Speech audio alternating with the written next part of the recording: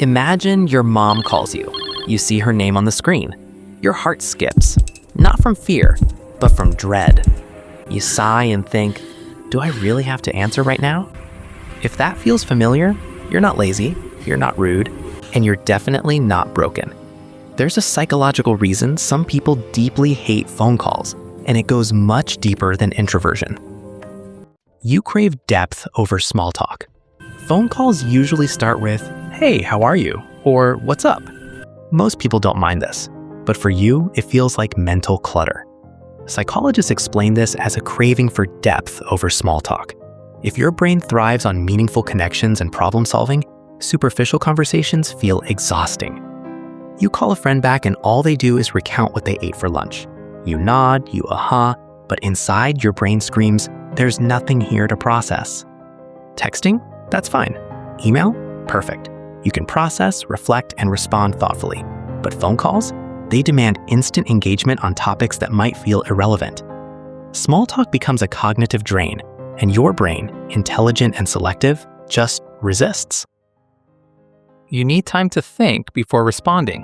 One of the biggest reasons calls feel intolerable, you like to think. You're not ignoring people, you're not being difficult, you simply need time to process your thoughts before responding. Relatable example. Your boss calls unexpectedly. They ask a complicated question. You freeze.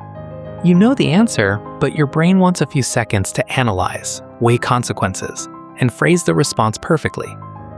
Texting or email lets you craft the exact wording you want. Phone calls force an immediate reply, triggering anxiety and frustration. Your brain craves preparation and reflection, and phone calls bypass both. Calls interrupt deep focus. If you're someone who gets in the zone easily, phone calls are a nightmare. Cognitive scientists call this the interruption effect. Once your focus is broken, it can take up to 25 minutes to regain the same level of deep concentration. Relatable example. You're solving a complex problem, writing or coding, suddenly your phone rings. That moment of flow? Gone. It's not about being rude, it's biology.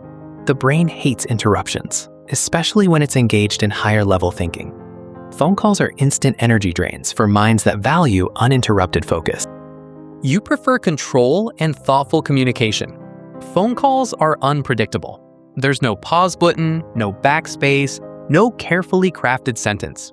If you prefer control over your communication, choosing what you say and how you say it, calls feel invasive. Relatable example. A friend calls you about a conflict. On text, you could outline your points calmly, organize your argument, and edit your words. On a call, you're reacting in real time. That unpredictability feels chaotic, even stressful. High IQ or highly thoughtful people prefer deliberate communication, not spur-of-the-moment conversations. You're highly emotionally aware without visual cues. Some people read emotions intuitively through facial expressions, body language, and tone. Phone calls remove half of these cues.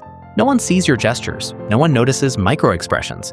Your brain works harder to interpret subtle signals, which makes the interaction mentally taxing. Relatable example. Your sibling calls upset. You can't see if they're joking, serious, or venting.